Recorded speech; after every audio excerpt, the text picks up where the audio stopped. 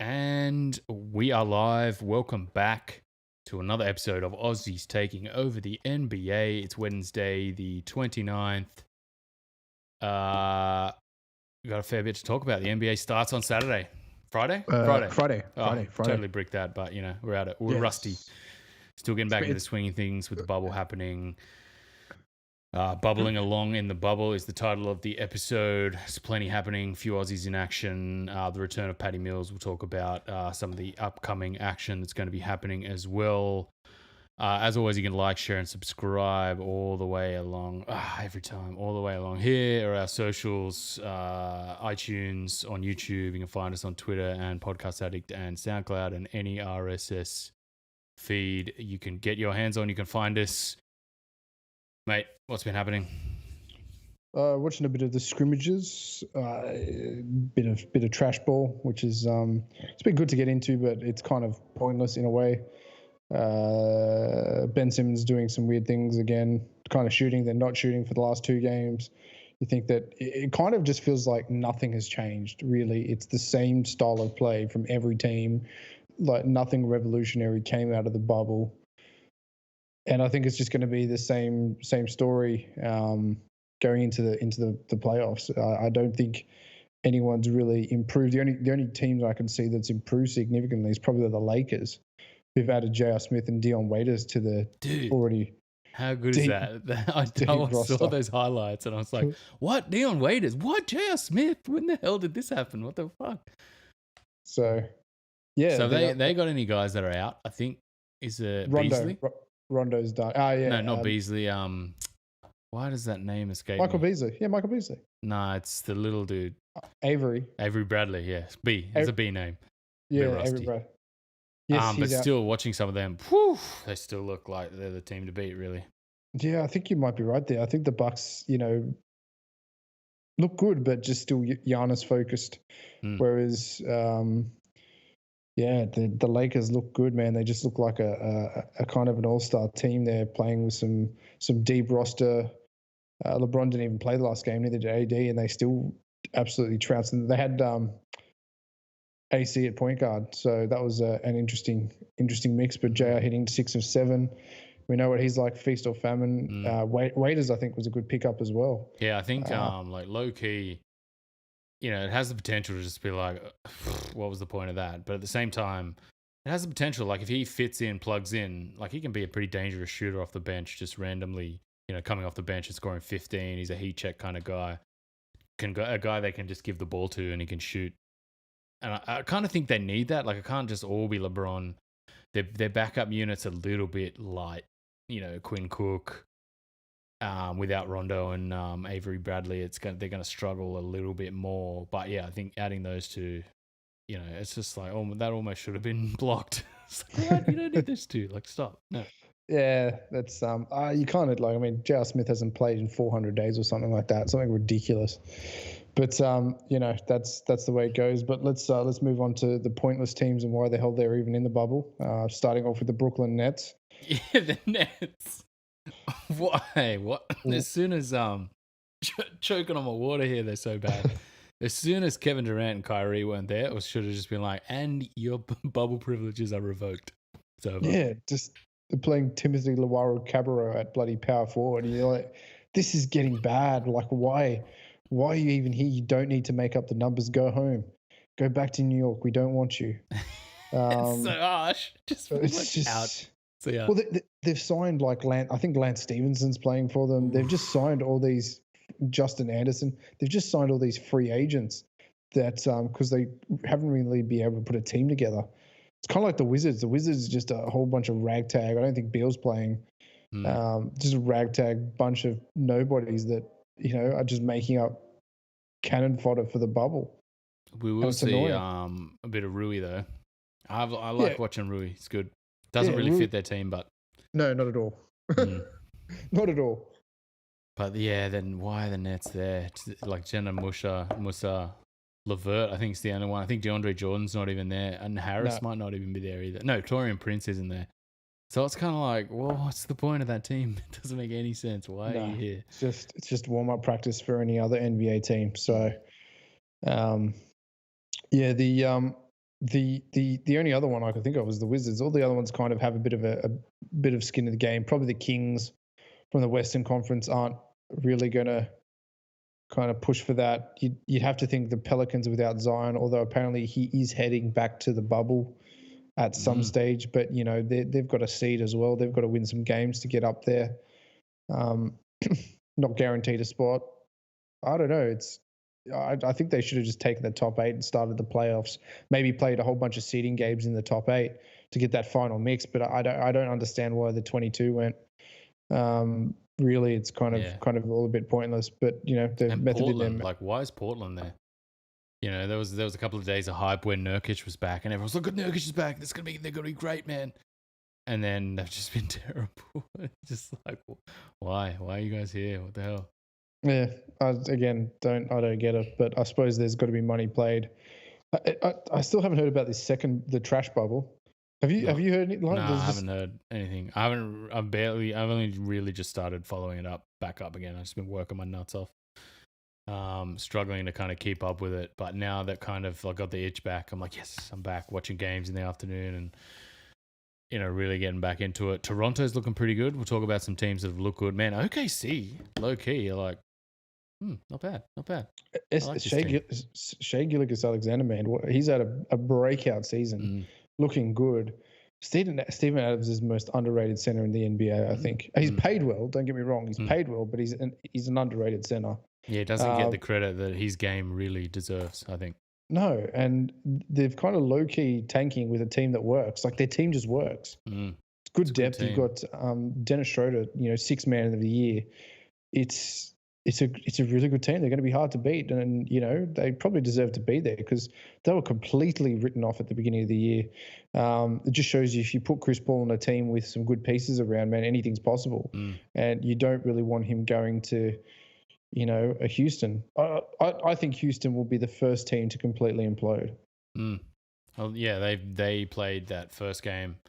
They looked a bit rusty. It's hard for them. Like, it's hard to put them into a basket because certain teams can just beat them because if they don't get hot, it's just like, well, what do you got to turn to? Oh, you don't have any big men. Like, that's a shame. Like, teams are just going to beat them like that. But at the same time, if they get hot like they did today against Boston, then they run up 140, and you're just like, well, that's Houston, and then everyone's back to being like, yeah, that's why they're really good, and they're gonna make they'll make the finals, and then you're just like, yeah, but like a 120, like 105 games coming, and they're just gonna get beaten, like in any game. Harden, what do you think of Harden so far? Like, Westbrook's been playing at 110%, but Harden just kind of looks like he doesn't care. Yeah, well, it is scrimmages. No one's really guarding him that hard, on the perimeter. It's going to be hard when they come up against teams with a bit of length, like the Lakers, like Philly. Toronto, I thought, disposed of them pretty handily in their first game. Yeah, but it wasn't really a well played game. It was just Westbrook chucking up shots. Toronto looks good, man. They look like they've got a team that gels. They're still on a bit of high last year. Don't think they'll go all the way, but you never know how deep they're going to go. It could be a Bucks Toronto Eastern Semi-Conference, but we'll have to wait to see. I do think that if Philly somehow, Joel Embiid's already been out for the last 2 scrimmages. If Philly somehow managed to pull, this whole Ben Simmons off the ball thing together, they might be able to do something, but it's still very hit and miss. It's still very reliant on healthy players and, Shake Milton hitting shots at point guard when really that's all they've got is Shake at point and then kind of deep Raul Neto, which is not really going to work against your lineup like the Bucks or anyone else for that matter. Some garbage time Burks as well. Yeah, Alec Burks is no defense. Zero. Yeah, and loves taking shots. Yeah, loves. It's like comes in and just starts taking shots, and you're like, move the ball, man. What are you doing? And then a little Furkan Korkmaz off the bench. What about Matisse Thybulle? I think it looks like he's kind of struggling a little bit, like defensively. It doesn't have that snap that he had when he really broke into the league. Man, they've had 3 months out of the game, and he was in Philly was a shelter at home scenario where they didn't get to train for like 2.5 months. So you got to think their bodies have been literally training for their whole life, and then they have 2.5 months off. And I think that it's that real skill set of a professional that allows them to come back and still be performing at their peak. But some of the younger guys look very, very rusty. Looked a bit better in the scrimmage today. Got a couple of good pokes, a little bit, but again, his timing's a bit off. That'll come back. That comes with time. Again, he's a first-year rookie. Who gives a shit? Yeah, for sure. That's one for the development bag that you don't give up. It's so easy to forget too. Like, it's his first year. The hype train just runs so quickly, and then you just like bust, and it's like it's his first year. Like, what are you talking about? Well, he's not a top 5 pick, and it's just like you've got the defensive potential out of him, right? Well, just work on his offensive game, get him a couple of summers, because really we know that summer is really when you see the upswing, and they go work with their coaches like Drew Hanlon, or they go work with LeBron out in West Coast, and so those are the kind of upticks in performance that you see. But he hasn't had that yet. He's just come into the league. Wow, this kid can defend, can shoot a bit of a 3-ball. Can't really put the ball on the floor yet. Decent passer, not 100% with the IQ offensively. So that's something that they build on in the offseason. Give him 3 years, and he'll be a gun in this league for sure. Yeah, it's always handy when you start with a base of solid defensive fundamentals. You know what I mean? Like, you could be any player you want as long as you have that base fundamentals, because it's usually a defense that's going to carry you. If you're not shooting very well, if you're not playing well, as long as you can play good defense, you can have a spot on pretty much any team. What about Simmons so far in the first 2 games? Ben Simmons, Big Ben. 3 scrimmages he's played. Third one today. Yeah, they played. This was the third one. Third? I thought it was his second. Third and final today. Rusty today. Yeah. Looked good at times. Played limited minutes. Not really going at it. Kind of a few trick shots. Took 2 3-pointers in the first game. Hit 1. We thought, oh yeah, he's stretching the floor. Kind of didn't do. Just fell back into old Ben Simmons game 2 and 3. I don't know if we're going to see anything different. Joel Embiid didn't play these 2 games, so maybe that's why he could play more in the post, because Horford plays more on the perimeter. So he was able to kind of play down low. But again, he was playing one-on-one with Kristaps, and he thinks like you just don't play against the 7-3 guy one-on-one. No matter how crafty you are, you got to take him out and kind of drive by him. So it was a bit weird. It wasn't really his best game today. But you never see, again, still defensive behemoth. 3 steals in the first game, just out of nothing. Took the ball off Chris Paul pretty easily, which is hard to do. Yeah, actually, I remember that. There's a clean strip. He had that clean strip sort of in the open court. I think, like, Embiid's got to come back. Like, one thing I noticed, I was watching that game against OKC, is like Philly has a better distinguished sort of set of players now. Yeah. Like, even though Embiid's not there, they've got like a bit more sort of like solid bench depth that fits in a 5-man rotation, like in and out. Like, it's not like you're plugging a guy in here, a guy out there, in, out. Like, they've got that 3-tier system, which is kind of what you need. But at the same time, the drop off to that last tier, like with Kyle O'Quinn, he kind of looked like he was struggling and kind of looked like a 3rd string guy where you're like, ooh, this guy could, not even make the team at all on any given night type of thing. Yeah, but at the same time, he's like the 3rd center, really, the only other rim protector apart from Embiid. Well, Norvel Pell kind of plays, but again, he has absolutely zero offense. I mean zero offensive capabilities. Man, I don't know why you give up Bolden for Pell. Really, there's just no upside to Pell in that team at all. It kind of you just stifle the lane for Simmons. And Bolden can shoot the 3. So that was a weird kind of, I don't know if there was something going behind the scenes there. Jonah Bolden is in talks with Sydney and Melbourne. Good. Please go and play for Sydney. I'd like to watch that. Yes, I would very much like to watch that. So that'll be an interesting coming back to Australia to play. Man, we're going to have a good NBL. I thought it was all over for the NBL, but I think this season could have the potential to be great. Back to Philly, though. Embiid's got to be healthy. Embiid's got to play. I think Embiid plays. They play Simmons at the 4, play him on the wing. He either gets completely disregarded and they leave him open and he shoots a few 3s, or they give him what he wants and step out to him and he blows by them and dunks the ball. So it seems like it doesn't work with Horford the same way. It seems like they fall back into old Philly with Horford, and maybe with Embiid on the floor, give him that little bit more respect and get Embiid in the low block to kind of bully his way into things.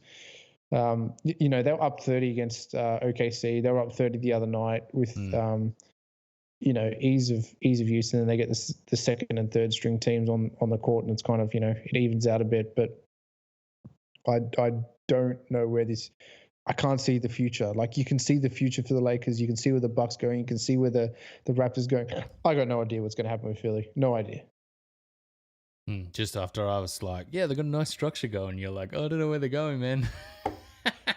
I do like the way, you got Neto, Burks, you got Korkmaz who can come off the bench. Like, they got better guys that can plug in. Trey Burke went to Dallas, bro. Who did I say? Burks? Oh, no, you said Burks. Yeah, no, Burks. Sorry. They got plug-in guys, and they got guys that can get like your basket. The plug-in guys can form a structured five. They aren't just like, oh, we'll put Burks in for this guy. We'll put, bring Korkmaz off the bench here, and who's their other forward? Not Carlo Quinn. Mike Scott can shoot some threes, play some defense. Like, yeah, he's not bad. They're guys that you don't go, wow, incredible depth, but at the same time, they're guys where you're like, okay, we can make a 5 out of this. And it's on the players themselves to make this team better by playing. Like, they've got to prove something. So, like, I think it's like a scenario where we've got to see them get over this hurdle. It's a bit like the Bucks, where you're like, I want to see them get over that hurdle, man. Like, yeah, I'm happy to go, yeah, Giannis is one of the best players, or if not the best player in the league. But at the same time, like, I'm not going to sit there and go, they're going to win the championship until they do it. Like, you can't just go, yep, it's locked in, because I want to see them do it before I'm like, yep, fair enough. Although with Bledsoe and getting the Rona, they're looking more and more likely. What about the Clips so far? Kawhi has been shooting hilariously bad. Yeah, like comically bad. Like 2 from 20, I think, or 2 from 17. You would think like the time off would kind of let him heal a bit, or maybe it's just like a chronic issue. I don't think it's healing with him. I think it's very much, you can see the guys that maybe took lockdown a bit more seriously, played a bit more, continue to train, and then you can see the guys that didn't.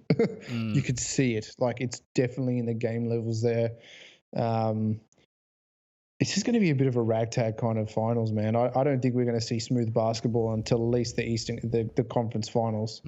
I think it's just going to be kind of ragtag run basketball where, you might just get blowouts either or each game because the ball just doesn't fall. Because someone's having an off shot night, and that's it. That's the game over, and they kind of just play it down. But the Clippers, I'm not sold on yet. Nah, there's something just not right with it, man. I don't know what it is too. Like, I watch it and I go, yeah, Kawhi's good, Paul George is decent, but then the kind of rest of them, you go, it's just a bit. It's a team of egos. It's a team of egos, and when you kind of put Kawhi into that Raptors team, there's no egos in there. The only ego is Kyle Lowry, and he kind of just shut his mouth. You know what I mean?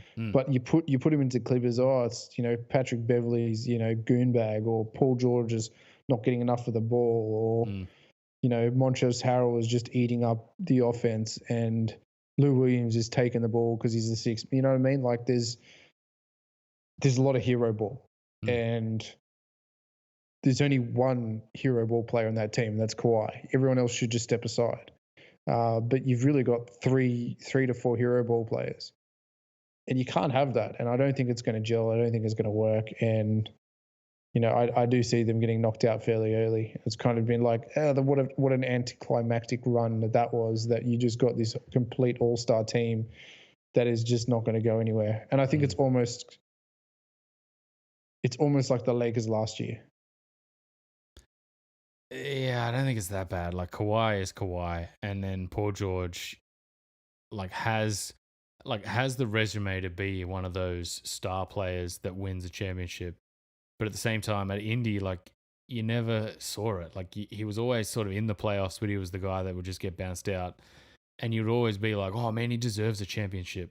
But at the same time, in this Clippers team, like, I don't know if they can really accommodate Kawhi and Paul George as the two main guys and get away with it, if that makes sense. Because if you look at the rest of the team, like Marcus Morris, Zubats, Reggie Jackson, they got Joakim Noah. That was one of the weird things I saw there. I'm like, Joakim Noah, damn, like he's on this Clippers team. It's pretty crazy. And then Jermichael Green, Magruder, Patterson, like it kind of falls away pretty quick. It falls away, and they don't really have a decent defensive center. Let's be real. Zubac is not the greatest, and Montrezl Harrell, I don't think is coming back to the bubble for a long time. And you got loose Lou Williams as well. Yeah, Lucy Lou getting Lucy into Lou. Fucking hell, man. Strip clubs in Georgia. It just he went blows for my mind, man. Like dinner at a gentleman's still club. Blows my mind how like dinner. You know, you just think you could get away with some of this stuff, like. You know, it does. It just blows my mind. I'm like, why would you jeopardize this? Like, the whole league's at stake.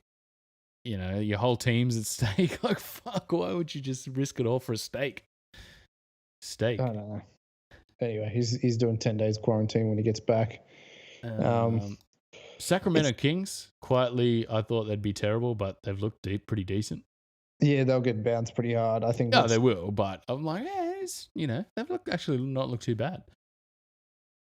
I think they're one of those teams, if they could keep Buddy Hield, De'Aaron Fox, and keep a pretty good core, Bogdan. I think that they can kind of, keep that core young group together, maybe pick up good center. Then they might have something. Kent Bazemore. Corey Joseph's on that team, not too bad.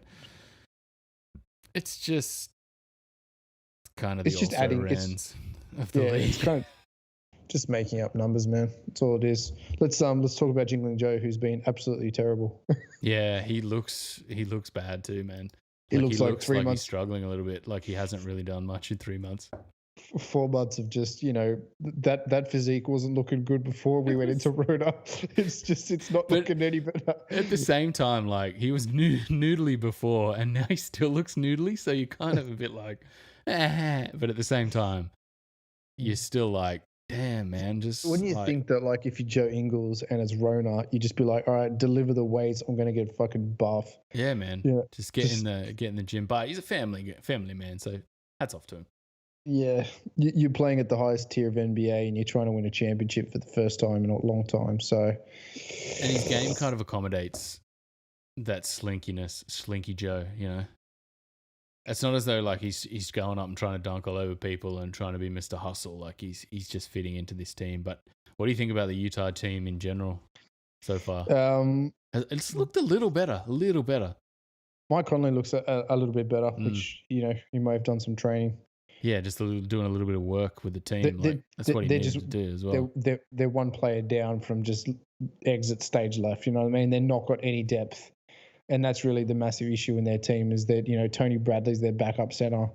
That you can't win a team. You can't win a tournament or a game really where you've got to rely on Rudy Gobert as your primary center. You need to have a different dynamic to work with it. And they can't go to small ball. They can't go to quick small ball because they've got a quick team when Ingles is off the floor and Gobert's off the floor. But they can't do that because they just do not have that 5-piece or that power forward that can play at the 5. They've got Moutier. Niang has kind of been playing a little small forward, power forward, like, small big man type thing. And you're right, there is no backup sort of big man there other than Rudy Gobert, someone to change it around and kind of flip the switch a little bit. I think Gobert's been pretty good since the restart, but at the same time, like the way they've been playing, like teams have been playing, like I was mentioning to you before we started, like there's a lot of just, lay that in, it's all good. Oh, dunk it? Yeah, sweet, no worries, it's all good. I don't want to get, all good. It feels like preseason. And then this is where like the big men, a little turnstiles at the elbow, and then whoops, someone's like free and can just dunk, and everyone just goes, I'm not gonna even try and block it. Yeah, you just have it. It's all good. I'm wondering if when the actual league games start up, we'll see a bit more intensity. And that's where, you know, a guy like Gobert is going to go back to not just dunking on people when everyone's, just have it. Just have it, Rudy. Yeah, just dunk. Yeah, I think that's the intensity will definitely step up a bit. And also, they've only been 40-minute games so far. They'll go up to their 48-minute. And then you'll see who really has kind of kept their fitness level at a high rate. Any other teams you want to talk about? Miami? I want to talk about Spurs. You want to talk about Spurs? I want to talk about the Spurs and how any of their games. They're going to get bundled out day one. Are they like all NBA? Why are you here? Just all. Do they make the first team of all NBA? Why are you in the bubble? It's not even why you're in the bubble. They probably deserve to be in the bubble. It's just like, what are you going to do with this team? Like, this team is just, it's just, none of them want to be here. And you haven't got any depth, and there's just nowhere to go. So what's going on? Although they did win today against Indy. Indy looked, Indy just, and Tuggs' hair, man. Tuggs Bowen's hair, like, it's gotten out of control. It's quarantine hair central, man. It's like he needs to get to a barber badly. Have you seen Furco Korkmaz's hair? It's the worst Jew fro you've ever seen in your life. That's good. That's good. He deserves to rock a hair like that. But yeah, the Indy team look a bit ordinary, and then they lost to the Spurs. The Spurs obviously winning today. I was watching Derek White, and I almost like it was at a distance far enough away from the TV that I'm just like, Patty, rocking it. And then I'm like, oh wait, no, it's Derek White. Shit, I thought that was Patty. Like he's almost like a discount Patty. Discount Patty. I mean, Patty hasn't played at all. Maybe they're saving him for the games. Although Derek White is, I think, a little bit bigger than Patty Mills. Yeah, I think he might be about 6'3". Yeah. What do we got here? 1.93. Why not list the feet in inches? What are you doing, NBA website? But Spurs, yeah. Tell me about the Spurs, because I haven't seen any of them. I was going to watch their game today, but I didn't. It's just all Spurs in kind of same shit, different Spurs. Day. No, there's no peak in the Spurs whatsoever. Peak 2020 Spurs? No, yeah, peak 2020. 1920 Spurs? No. Because I still think they're all NBA. Why are you here? Like, why are you even here? They're up there. They're starters in the all NBA. Why are you here with the Grizzlies and the what was the other team that we were talking about before? Portland and No, I don't think any of the Western Conference teams are as bad as why are you here, Washington? Why are you here, Brooklyn? That's I don't know why I just blanked on Brooklyn then. Yeah, I think you got Brooklyn, all NBA. Why are you here? Is Brooklyn, the Wizards, Spurs, Portland. The fifth spot's up for grabs. The Magic, you could kind of the Phoenix Suns. I don't know how they crept in, but anyway. I thought that I've watched a couple of Suns games. I think they look all right. Like the lack of intensity suits them. Yeah, like the everyone get out of the way suits the way they play. Like Booker, gets a lot of space. He's playing quite well with Ayton. And it's such weird no intensity. Watching it with no intensity, it's like summer league or like preseason. Any more on Spurs you want to talk about? No, just that we won't see much of them. Yeah, bundled out if they end up making the playoffs. Yeah. Miami, I watched Miami today and the other day. They look all right. They kind of look like short of gel. You know what I mean? Like short of like gelling together. They kind of got some shooters, some inside guys, and some mid-range guys, and Iggy. And you're like, there's no glue in that team. Too young. There's too many young players that play a pivotal role and not enough experience, I think, to have 3 months off and take it anywhere professionally. That's my opinion. I do like the Nuggets bowl. You saw those highlights. Good. Wow. What a good pick. They've picked up some really good late picks. Michael Porter Jr., bowl guys. Porter Jr. was like 12 though, wasn't he? Yeah, no, 16. Yeah, in the lottery, almost in the lottery. Yeah, 16. But I mean, he was going to go 1 without that injury. Yeah, you reckon? Yes, 100%. You look at his college highlights, man. That dude is crazy. 14th pick, but Bol, man, I think has been the standout. He's just so wispy. It's nuts. He's so wispy, yet looks legit. Like, it's not like Taco It's, 4 where you watch Taco 4 and you're just like, this doesn't look right. Like, what? Like, his torso's moving quicker than every other limb. You know, he tries to run and it's in slow motion, whereas Bol Bol looks like super Slender Man, but at the same time moves like he can move. it kind of looks like if Thonmaker should actually play like Bol Bol. Speaking of Thon, Detroit didn't make the bubble, really, did they? Probably they probably run in fifth with the All NBA why you here. But Mo Bamba too. Like I was telling you the other night, he looks like he's beefed up heaps. He almost kind of like when he was playing, I was like, man, he kind of looks like Embiid a little bit. Like he's almost beefed up to a point where his game can be kind of like that inside outside, can shoot a three and bang down low. I was like, interesting, man. If you keep on this trajectory, interesting. Yeah, he hasn't got the mid range that Embiid does. No.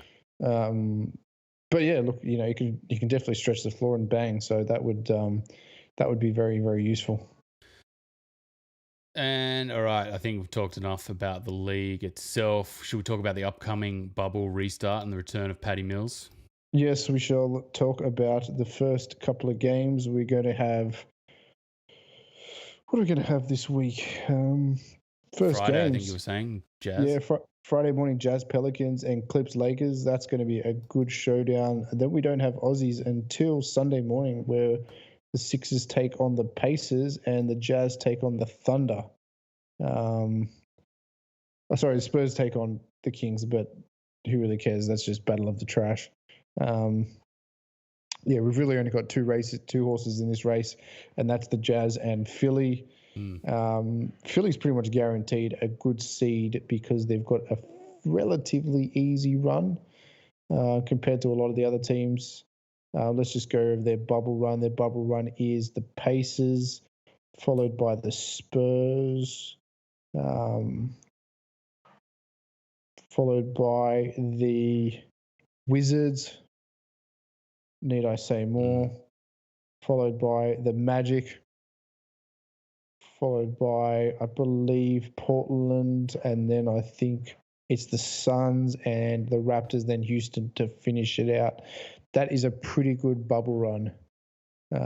Getting some good trash in there. The Jazz have a bit more of a difficult task, although the Pelicans are without Zion, which is going to make all the difference because I don't think the Jazz would be up for a Zioning. They've got the Thunder, Pelicans, Thunder, the Lakers, which is going to be a tough ask. I think the Lakers are going to absolutely trounce the Grizzlies. That'll be an interesting one. Then the Spurs, Aussie on Aussie crime. Then we have the Mavs. I kind of like Kristaps, man. He looked good today. We should talk about the Mavs just quickly. It's almost there. Like it feels like, ooh, this could be a team next 2 year. seasons, maybe like a better point guard, maybe a better point guard, and other than JJ and Trey Burke.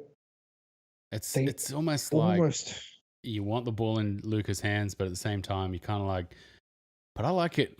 You know, the bouncing off when it's not in his hands. Like this is like he's good off the ball and on the ball. So I don't know how you'd keep that little dynamic going, but they look dangerous. They still look maybe one sort of wing player away. Well, look, I mean, Seth Curry's been shooting phenomenally well. Tim Hardaway Jr. has been shooting phenomenally well. I think he's the 4th highest threes in a season. And there was only, 60 games? 62 regular games? So definitely up there with a stellar shooting season. Look, they've got depth. They've got some good players. They're probably a season or two away of really making a good charge, I think. I think in 1 or 2 years we could really see them taking that Western Conference throne after all of Dad's armies, exited the Lakers. You got to think how many more years LeBron's going to be there, if AD is going to re-sign. I think this is the kind of the last Lakers chance. I don't think that they win next season. Just too many old people. Depending on what's happening with their roster, I think they can get squeeze 2 seasons out of this.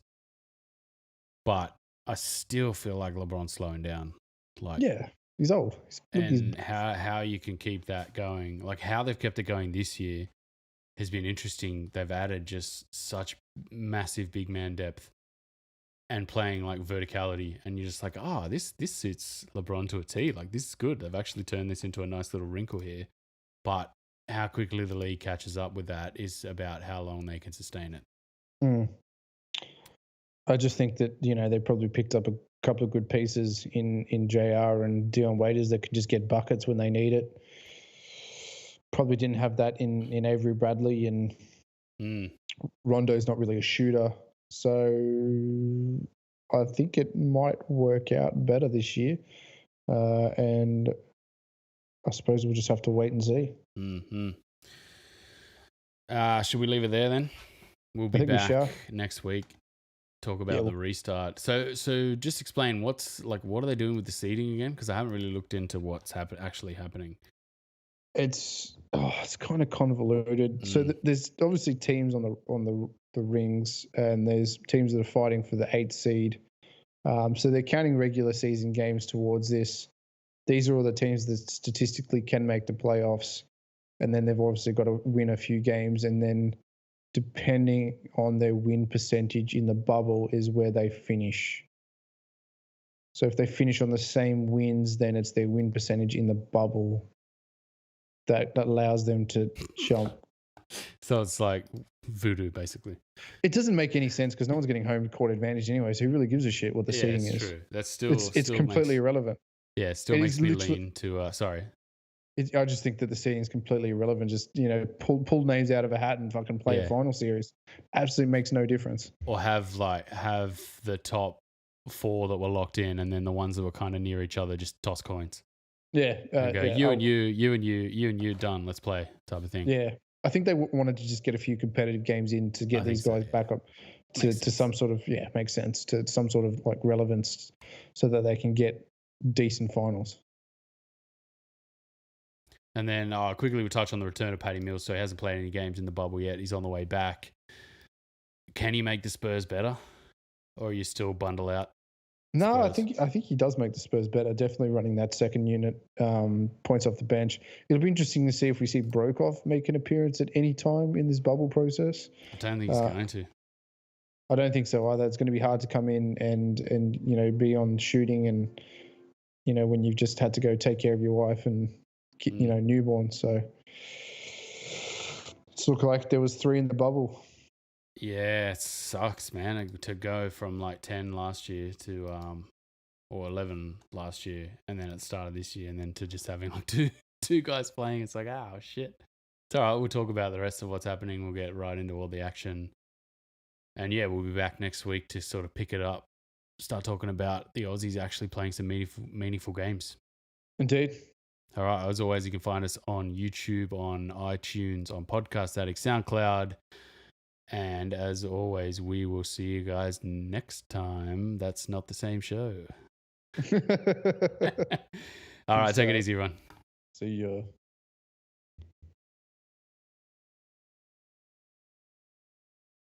Fuck. I was just like...